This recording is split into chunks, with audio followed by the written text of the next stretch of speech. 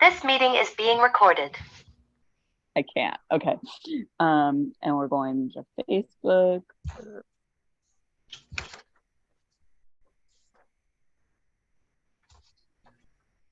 Go live. His darlings come back. And we're set. All right. Okay. Welcome everybody to the MHI Healing Circle. We have a great lineup tonight, and we hope that everyone will enjoy, learn, and submit questions. Tell your friends. We'll be on for a little bit, and it will also be live streamed there, and you'll be able to see it later if you need to. Helen, would you like to take it away and tell us about the great speaker we have tonight? Yes, thank you. And our speaker tonight is Dawn Bryant. She's a domestic violence advocate and has appeared in a domestic violence documentary entitled A Way Out, which premiered October of 2015 in conjunction with the Sarasota Film Festival. Dawn has worked at Hope Family Services in Bradenton, Florida for almost 23 years in various capacities, including frontline advocate, outreach advocacy director, shelter director, and currently chief operating officer. In 2012, Dawn was the recipient of the Silver Tucker Award. This award honors a woman of color who strives for the highest levels of dedication to the many faces of the battered women's movement. Without further ado, I introduce to some and present to other, Ms. Dawn Bryant. Hello, thank you so much for having me. I'm excited to share information about Hope and what we do. I shared earlier with some of the ladies on the Zoom, I am new to the platform of live stream, so please bear with me if there's any technical glitches or if I mispronounce anything. I'm gonna start sharing my screen now and go from there. All right, so as Helen shared, with Hope Family Services, and we are the Certified Domestic Violence Agency for Manatee County. We are a,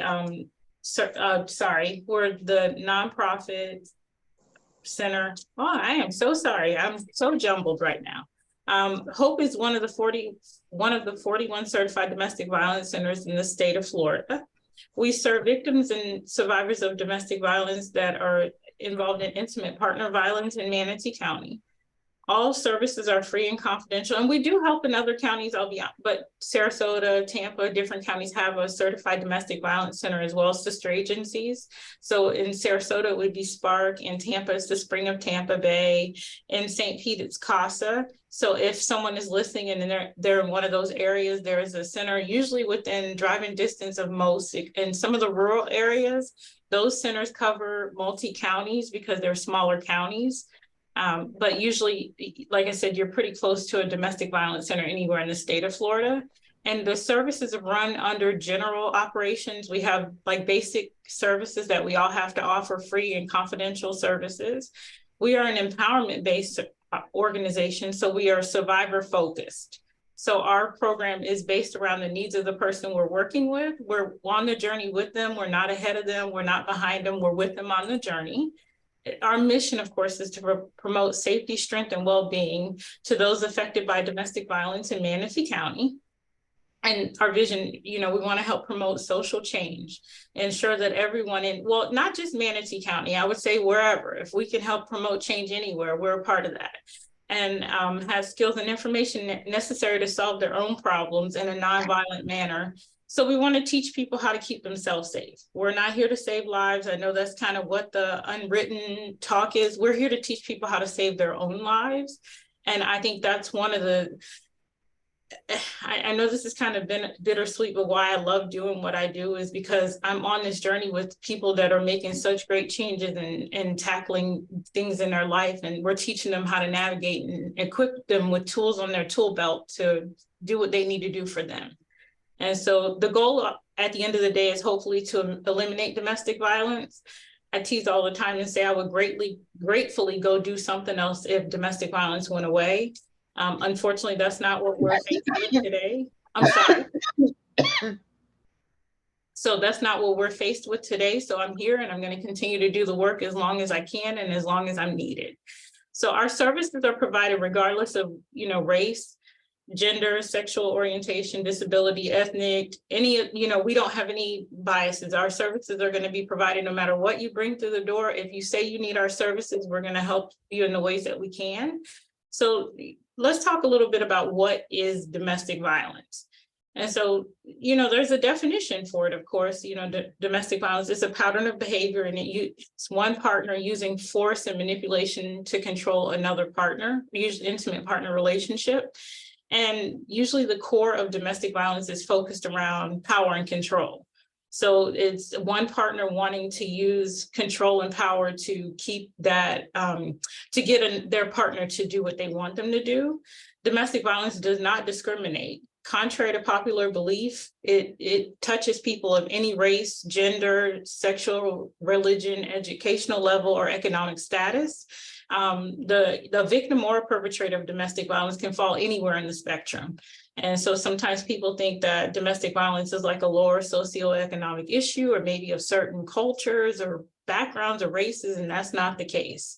Multiple forms of abuse are usually present at the same time in an abusive situation. So if you hear someone is being abused physically, usually there's financial abuse, there may be sexual abuse, verbal, emotional abuse. So it's not usually just one thing happening in someone's life, it's usually across the board in different areas.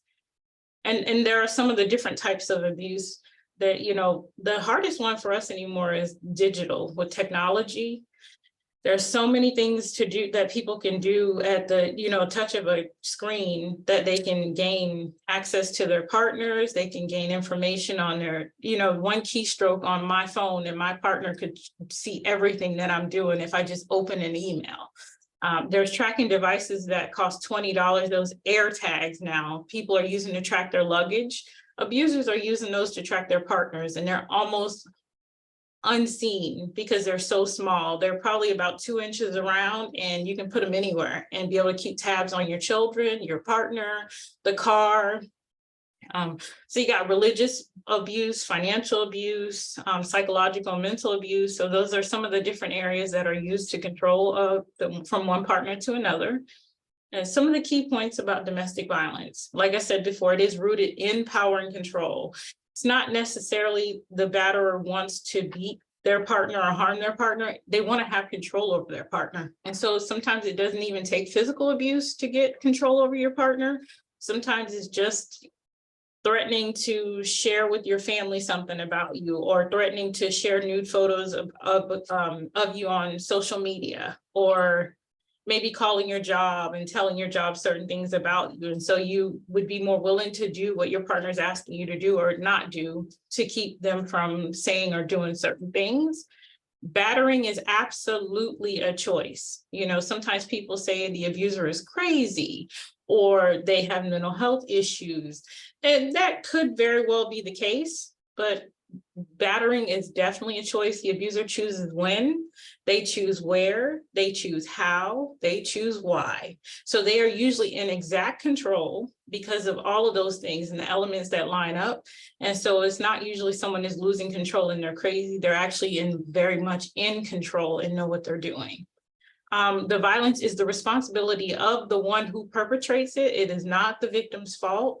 And sometimes I think it's a society as a whole will look at the victim and go, why did they stay or why did they leave? Why are we asking, why is this person harming their partner? Maybe just a shift in mindset will help a survivor, help save a life. And I won't go over this in detail. This is the power and control wheel. It is what we use when we're working with a survivor to navigate how a partner is using some of these techniques and tactics to gain power and control over their partner. And I'll tell you, when I first started here, one of the most interesting ones to me outside of physical violence and economic abuse was threatening to report them to DCF. If they find out I'm living here, you're going to lose your benefits. Or if your, maybe housing person finds out, you're going to lose your housing. So that was one of the things that I thought was very interesting. And it's a very common form of abuse. And especially now with the current state of affairs and where we are economically, some of the people we're working with need the benefits to survive. And so they're less likely to report the violence. They're less likely to leave an abusive relationship because of those tactics that the abuser is using. Isolation is a very big one. Gaining control over someone by disconnecting them from their support system. So if you're not connected to your support system, you're less likely to leave a situation. You're less likely for someone to be able to kind of look in and see what's going on and say, hey, Dawn, I see this is happening. I can help you. Or call Hope or call SPARCC, or, they're less likely to provide you with support because they don't know what's going on or you've been disconnected from them. Minimizing, denying, blaming, making the victim feel like they're the ones that are causing the violence, or the big one now is, making them feel like they're crazy, so this didn't really happen, or it wasn't as severe as you think it is. So some of the stats about domestic violence, this is interesting to me. 58% of college students say they don't know what to do to help someone who's a victim of dating abuse. And I think that that's an issue, because 38% of college students say they don't know how to get help for themselves or if they're experiencing it. When you have that large percentage of students, but you have over half say they had, 36%, I'm sorry, of college students said they've been involved in some type of dating violence. It's hard. It's hard to, why aren't we out there? Why aren't they more aware of what we do and the services and support available to them? And so, and they say it's difficult to identify dating abuse. I think it's some of the things that are happening in relationships are overlooked. I think sometimes it's a little more tolerated or accepted because it's not, society is kind of turned away from it a little bit. And, oh, well, he just cares about you, or she just cares about you. And it's not so much, well, that if it doesn't feel good or if it makes you uncomfortable, then that could be a form of abuse. See, these are some of the services that we offer here at Hope Family Services. And I like to say that we're more than just a shelter. We are definitely more, we have definitely the core of what we do is safety and well-being. So we have a safe shelter that has 35 beds. We have 9 bedrooms, and it's set up almost like a house. And so we do have staff there 24 hours a day, 7 days a week. We have a 24-hour helpline, and we also have a chat line. More recently, we added the text line. We learned through the pandemic that unfortunately, when everyone got locked down almost 3 years ago, survivors were locked in, or victims were locked in with the perpetrator. And so unfortunately, you can't make a phone call to get help or to receive services if the person that's harming you is in the home. The other thing we learned is some of the children are groomed to watch the victim. And so even if the perpetrator of the violence wasn't home, the children were home. And so if the parent is making a call or reaching out for support or services, you have the child watching that and sharing with the perpetrator what's happening. And so victims were less likely to leave during the pandemic. We saw a drastic drop in our people reaching out for services and our hotline calls in the beginning. And then it slowly started to creep back up, and we started talking to other centers throughout the state of Florida to find out what was going on. And we all kind of discovered that that was happening. So we implemented the text line, because if you're sitting next to someone, you could text in private, turn the sound off on your phone, get some support. And there's a live person on the other end of that, the 69922. If you text survivor to that line, it will go to our system, and a staff member will be able to sit and talk you through whatever's happening at the time. If it's safety, if you need to get out, if you need referrals and resources, they will be there to help provide that for you. We have supportive services. So we have counseling, individual counseling, we have group counseling, and we also have family counseling. That is also free of charge and confidential. We have 3, two of them, I think, are master's level counselors providing that service here at Hope. We have like support groups. We have 3 of them, and almost all of our services that we provide are provided in English and in Spanish. And we also now have a Creole speaking staff member. So we are working really hard to make sure our staff looks like our community so that we can meet the needs of our community. It's hard enough to come in and need services and not be able to talk to someone that looks like you. I don't know about you, but I've been in situations where I'm needing help or services, and the person across from me I don't think they understand me all the time because I have specific needs, maybe to a culture or to just being a woman, you know, sometimes, or a man, or, you know, so those things are a little different. And so we do have a male staff member. We have 2 attorneys on staff that are provided through the I don't know the new name, but the domestic violence partnership. So we have 2 attorneys that are on staff that help with protection orders only. They also are able to give some legal advice, but they're not able to help with divorces or anything. We learned that in our community, in our district, we had some of the injunction for protection or restraining orders, as some people call them, weren't granted or weren't being granted because victims didn't know what to put in the orders. And so by having attorneys on staff to help with that, it helps plug in those services to keep someone safe and to get a protection order or restraining order to keep themselves and their children safe. We are working on a children's counseling center. We have children's counseling now, but our building is not really child friendly. I mean, it's nice and, you know, but it's not child nice. And so we're working on that. We do have the funding. We have the project on the way. We're just waiting to break ground. So we're hoping by the end of the year to have a new children's counseling center. We have Latin and outreach and rural project. We have some farm worker communities here, and we do have some close relationships with some of the staffing agencies that like some of the fruit plants and warehouses in Palmetto and some of the rural parts of Parish. We have a CPI project. At one point, this area had a very high. Oh, it's by Dawn from Hope Services. She was doing the domestic violence.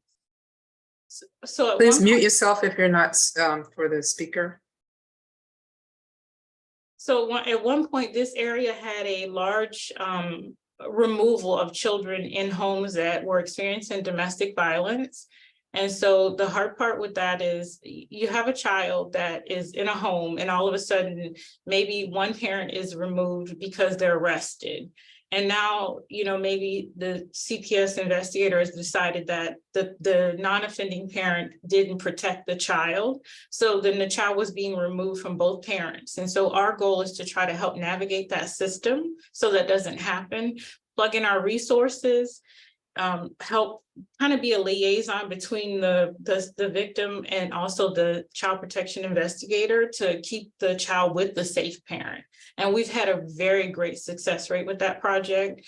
We've even seen it where they are doing one parent removals so that the child, the parent that is offending, the offending parent would go through the court process to be able to have time with the child and work through. Maybe there's counseling they have to go to, batterers intervention, anger management, substance abuse, mental health, and the non-offending parent won't be held to those standards. They get to keep the child and work with us to stay safe. We have a primary prevention project. Our goal is catch them little. You know, we are trying to get into like Head Start if we can. Maybe we can't teach about relationships on that level, but you teach children how to play with each other. You teach them how to respect each other.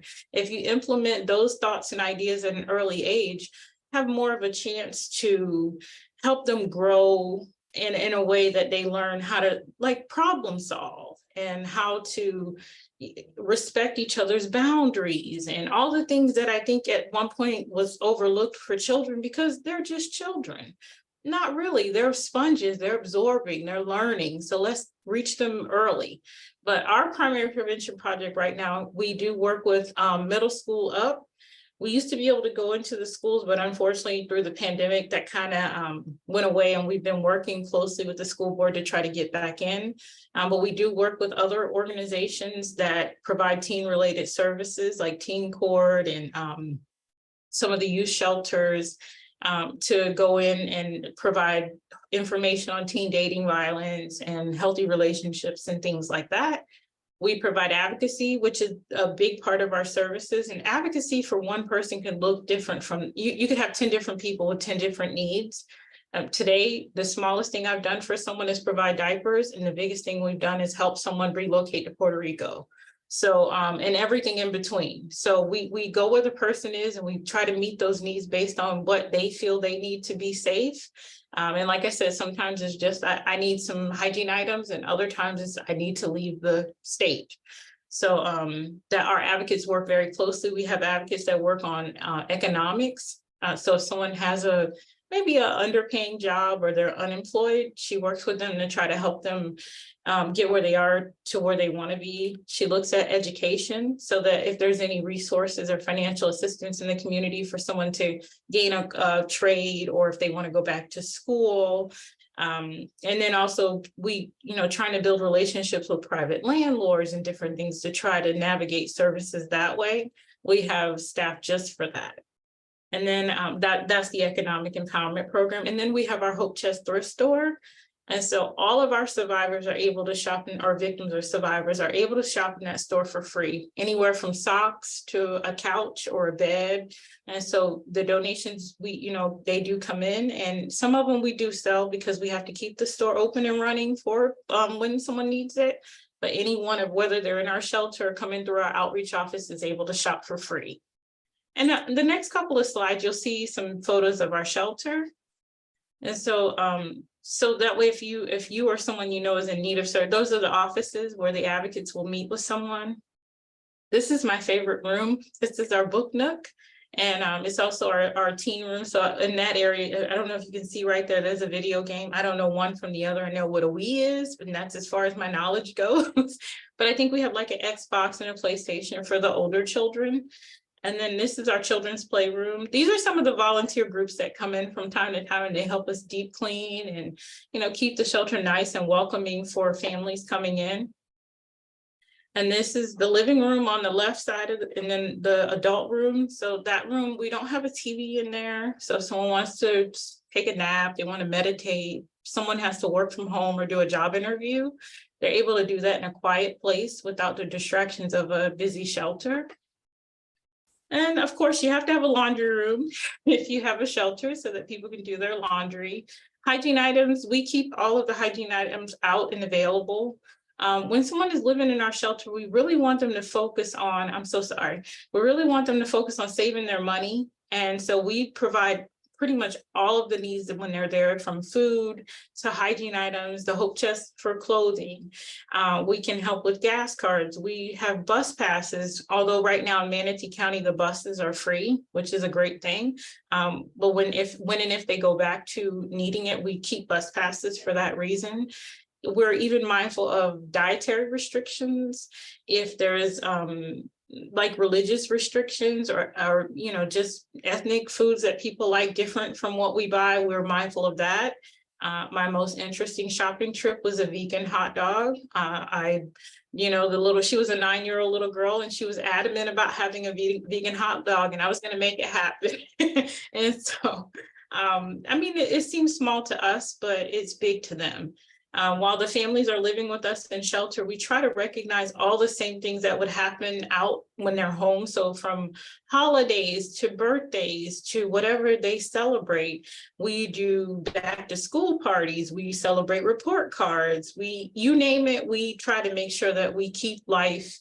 I can't say normal because unfortunately they're in shelter, but we try to keep some of help it feel more like life hasn't changed all the way for the families in shelter. And that's our kitchen area. Our kitchen is always open and available. The families are able to come in and eat and cook whenever they like. We don't have a time frame. It's not, locked or anything like that. Those are some of the volunteers that have come in through the years and helped, get the kitchen organized again, and a couple hands touching it through the years, and needs a little TLC here and there. That's our dining room area, and that's a volunteer group that will come in and make meals for us and care packages. And so the meals, we freeze them with instructions. So if someone comes in and is late, or they've had a long day, they don't want to cook, so they can grab one of the casseroles and pop it in the oven. We have a breakfast casseroles and dinner casseroles, usually pretty regularly for that reason. And our playground area, my favorite area. So if I'm ever missing out of my office, I tell my coworkers they can find me over here. And if you see all the way in that corner, there's a scooter that I love. So I could be found on the playground. And just a couple of ways to help if anyone's interested. We have volunteer assistance, either direct or indirect, or there's done in a day volunteer projects like you've seen on some of the previous slides. You can create welcome baskets or fresh start baskets. I love fresh start baskets. They're always so much fun. We give those out to the families as they're moving out of shelter. And it has the basics for like a kitchen, trash bags and dish soap and dish rags, all the things that you need to kind of get your kitchen going again. And like a set of dishes and cups and silverware. And so having HOPE's information available for employees in your business, or even if you pass it along to community partners and members, families or friends, if you know, and then also making a financial donation if anyone's interested. And that's like a done in a day project. We have people come in and paint, and they have a lot of fun. Those are the casserole or the pizza. This particular group made pizzas for the families. And those are indirect. We have community events that we table at, and so we have things people can do in that way. And then there's some information on our thrift store, and that's all. I don't know if we have any questions or. Gosh, Dawn, that was very rich and inspiring and hopeful. And I think it's just so important that people realize how common these challenges are, and there should be no elements of stigma or judgment to keep from getting help and trying to get safe.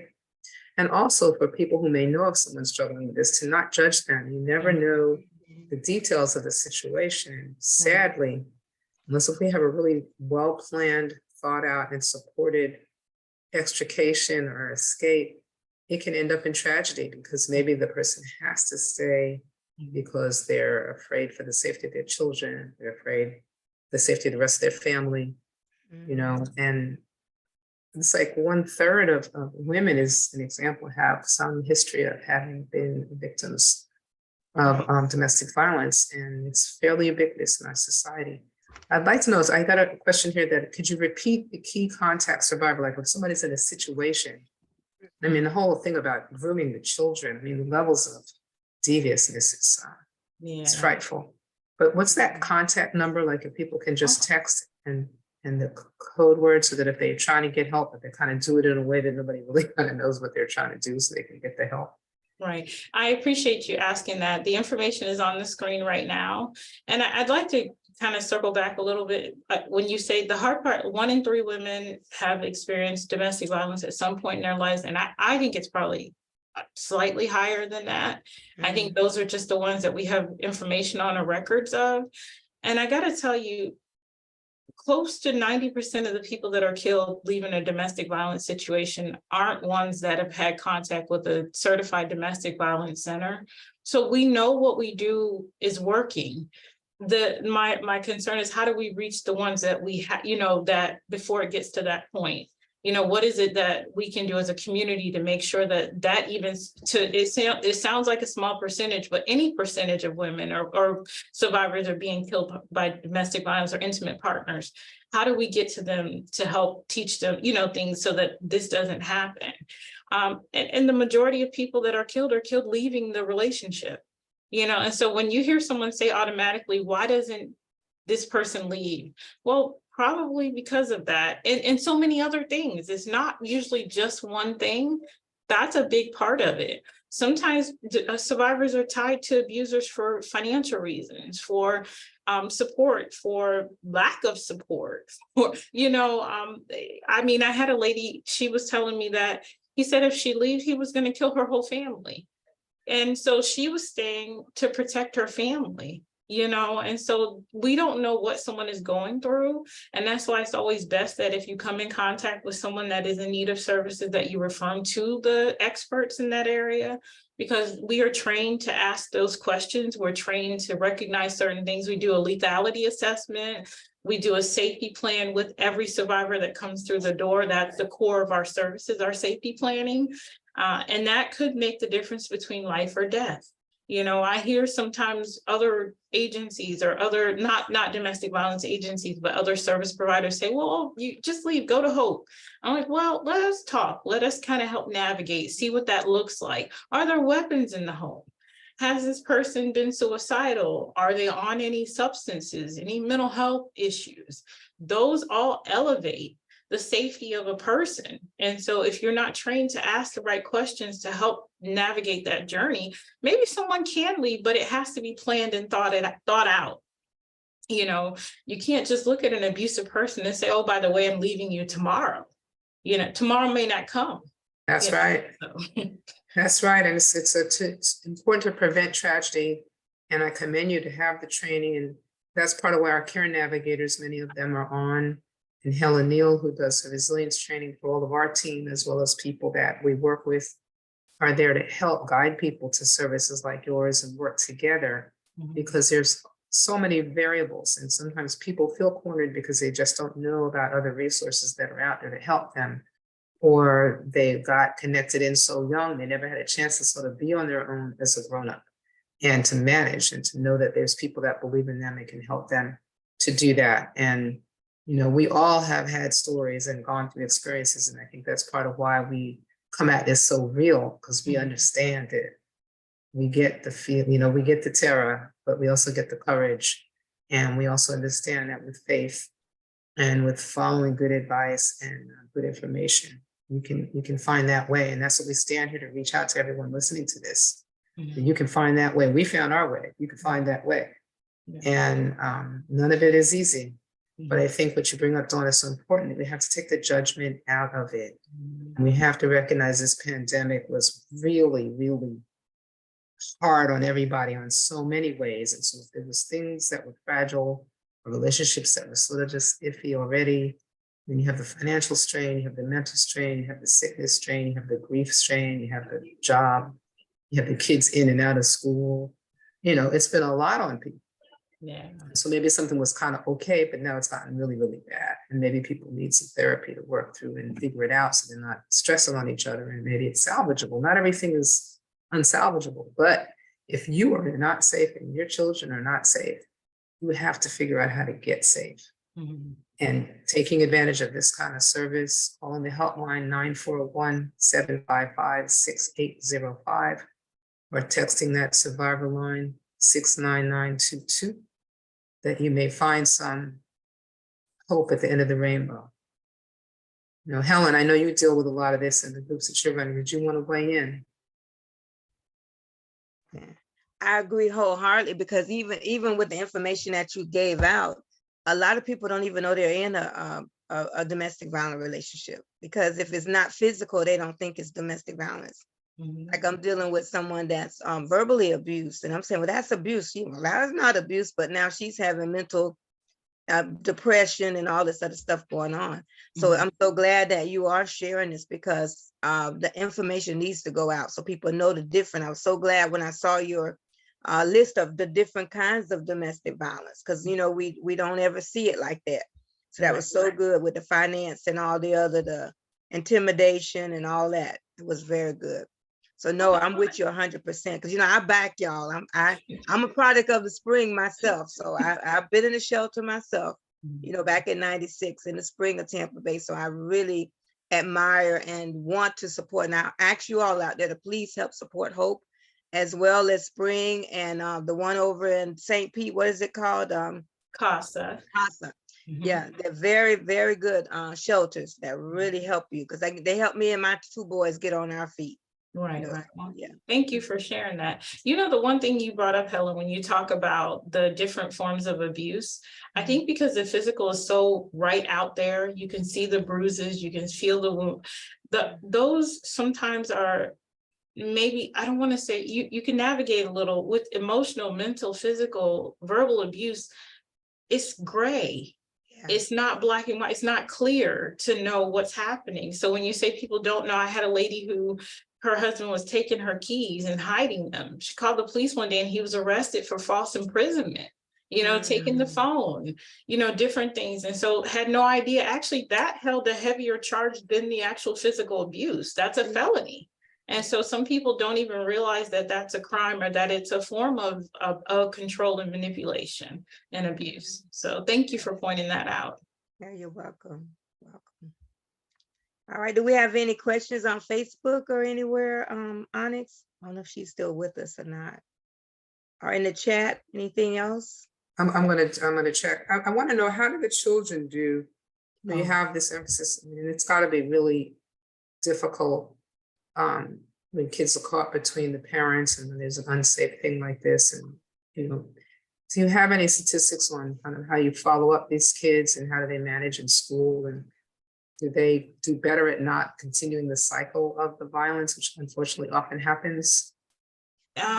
So we don't have studies on the children we've worked with. I know in general that about half the children that experience domestic violence either end up being a perpetrator or victim of violence later in life.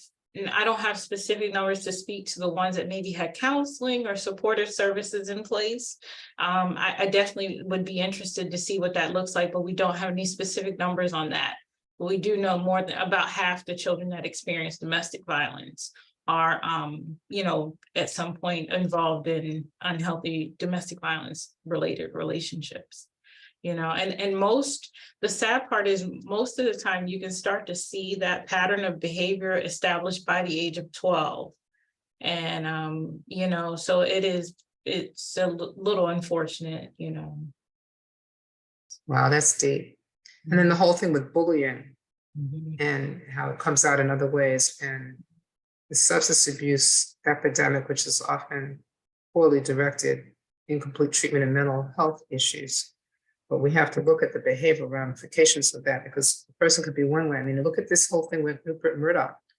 It's huge, incredibly successful family, 200 years of, lawyers, judges, whatever, all the money and blah, blah, blah. And probably has in his mind, really thinks he's innocent because he doesn't remember being so high or whatever was the deal and killing his wife and his son. Yeah. So it can affect anybody. Mhm. And it can turn violent so quickly. Mhm. I've had to deal with a lot of people with behavioral issues, and also the whole issue of traumatic brain injury and post-traumatic stress, especially many of the vets coming back from the military or police, security, and of those kind of occupations. That post-traumatic stress can translate into abusive behavior and carrying out anger against kind of a safe environment of the family. And it's not what the perpetrator wants, and it's certainly not what the family deserves, but without the right interventions and identifying the core issues and helping to deal with that and de-escalate that and redirect that. It's really a really tragic situation on top of a tragic situation. But many of the veterans, until they begin to seek help, the spouses don't even know what's going on. Why are they acting like they just keep trying to fix it? Mhm. We have to stop trying to fix stuff ourselves, because it's often bigger than us, and sometimes it's way bigger and it's really dangerous.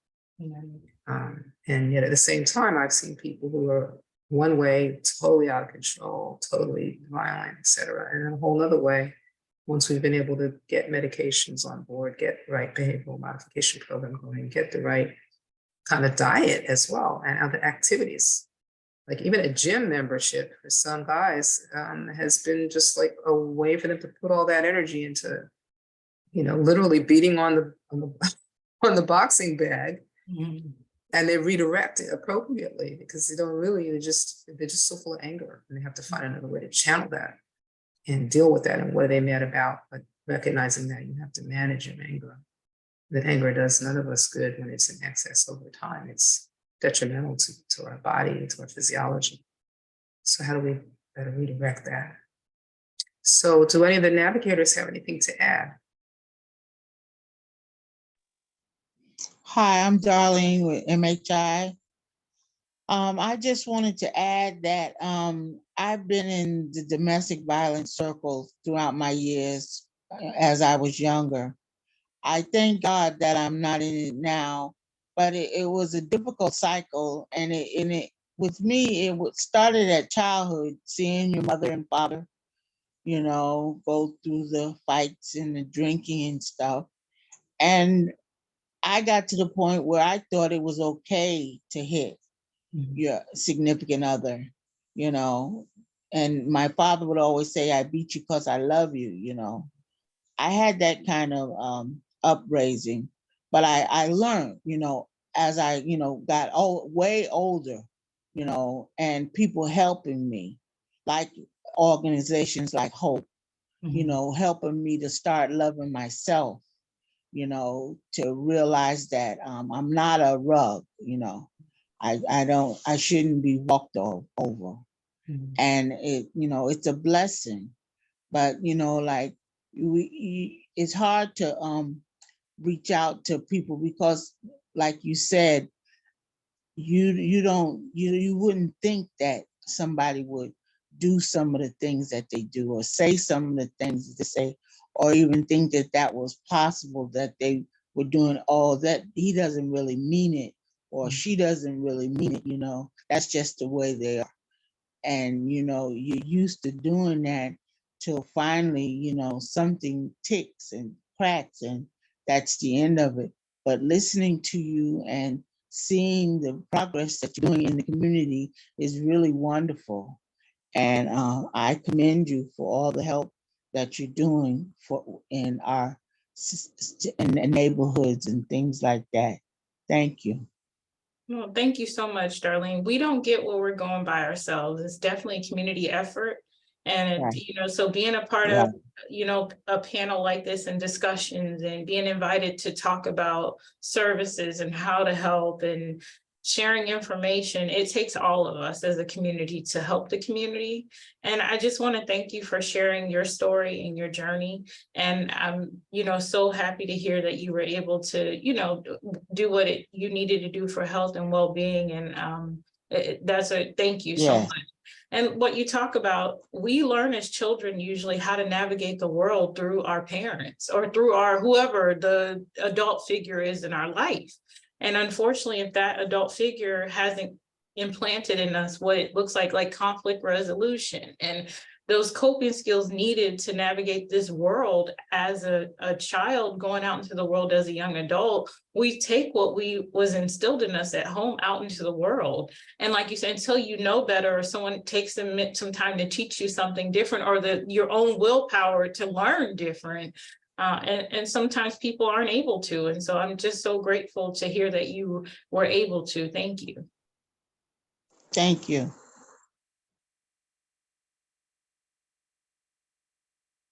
Yeah, I would like to say, go ahead. Hi, Don. This is Miss Barney. I just want to say on a personal note, I am so impressed with your presentation today and the things about hope that I really didn't know. And I can't say that I can say that I have been in some type of situation like this, but I have been close to things like this. So like you said, touch all our lives in different ways. And it's just a godsend to see the way the community is really coming together now in all areas. And just like you're saying, by being on panels, being able to speak to different people about different things, just like we're doing diabetes. We're trying to help the community with that. But it's hard. But if with all of us working together, we can make a difference. And I'm gonna get with you later to talk about some things, okay? Yes, ma'am. I'm looking forward to it. Thank you. That is so wonderful. I'd also like to say that the arts are a way to heal and soothe troubled nerves and spirits when you feel like you're just such a hopeless, helpless place. Remember to, you can draw, you can sing, you can listen to music, you can journal, you can find your own space to put your feelings out there, and you should try to do that if you can. It'll help with your ability to cope and find the strength. And many of us pray, and that's not to say that you should just pray and hope some angel's gonna come flying out of the sky to save you, because that may not necessarily happen.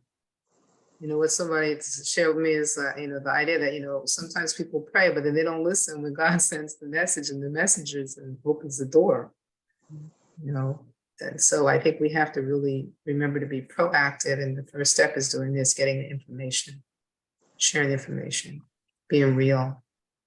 My mom did a whole series of art, a lot of different work around the whole challenge of women being subjugated, women being manipulated, women being suppress, and we've come to a phase from when it was really, I mean, it's bad now, yes, I'm not saying that, but women couldn't own property. They couldn't even get birth control without the man's permission. Let's try to even imagine that. Right. So, it's bad, but it was worse. And unless the people vote, it could get really bad again, but hopefully, we'll keep moving forward.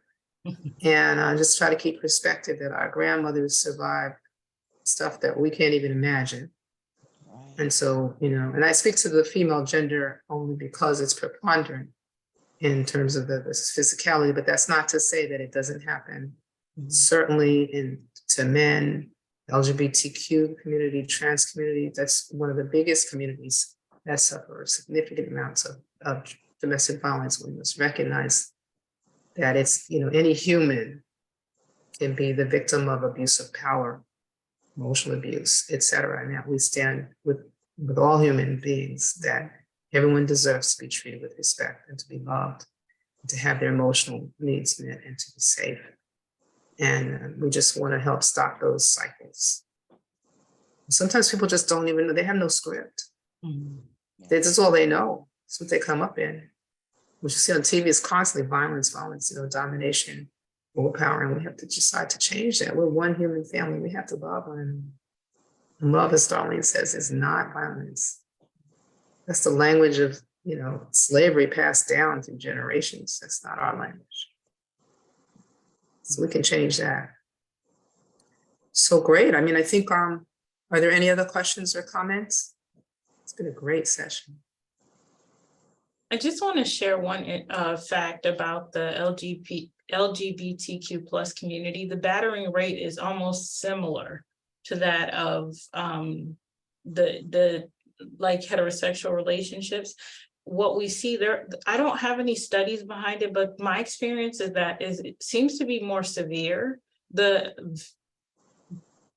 injuries, the lasting effect behind it just seem to be more severe. And I don't know if it's because sometimes if your family doesn't know you're in a relationship with someone, or they're not aware of what's happening, you're not able to share, that keeps that person in a more vulnerable spot than maybe someone that can share.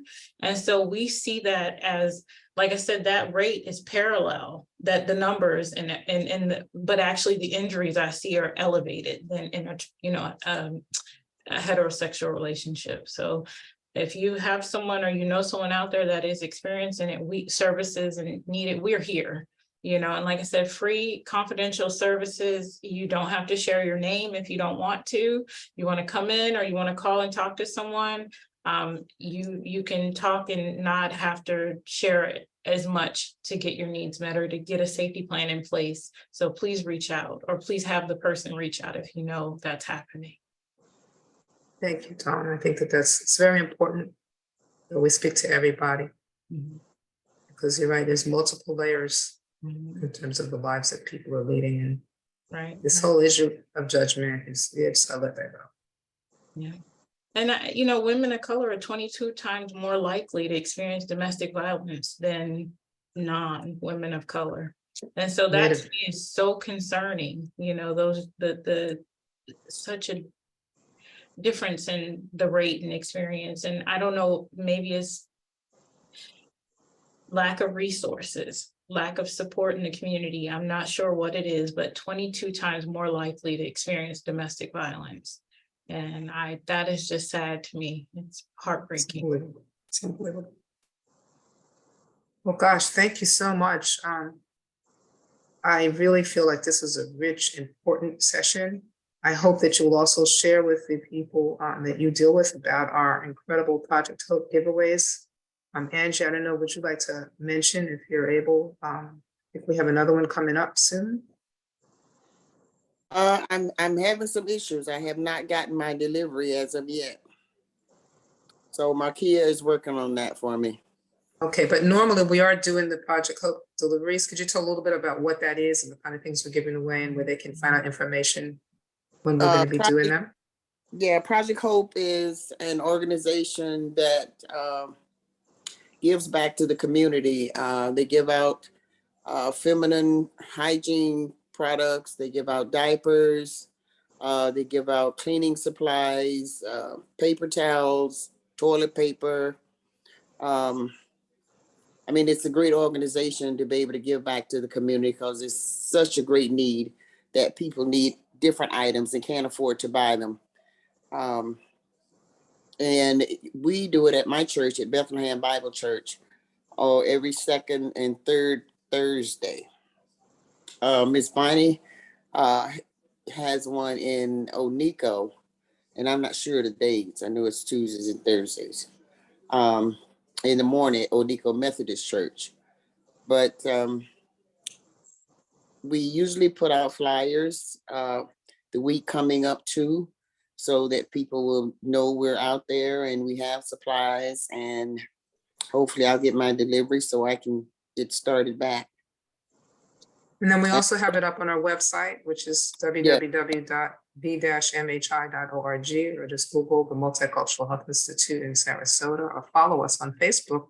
We have a lot of good stuff we're doing: smoking cessation, these healing circles, diabetes, pre-diabetes prevention and support groups that Darlene and Angie and Bonnie and the others are working together to help people to manage that diabetes a little better. It's all free.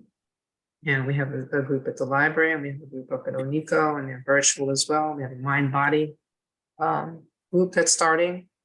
Helen's involved with that for people dealing with stress. Just requires you to just say, give a little of your time. That's your time for yourself. So if you're in a situation that maybe is not good, you can do one of these groups and get some kind of support. And then also maybe in the group, we can help you to get your way to what you need. And maybe you can just say you're doing a diabetes group, or you're doing my body or whatever. You know, you do get to take care of yourself. Okay, great. I think we're just about it. Onyx, are you there to close this out? Helen, you want to give some final closing? Yes, I am on standby. Okay. Well, thank you so much, Don, for coming. That, like I said, really was my screen is acting up. I'm so sorry, but thank you so much for coming, and for all of you that came out. We look for you next month to come back and be with us. Okay. Thank you for having me. This was really great. We appreciate you. Thank you, Ms. Dawn. Awesome presentation.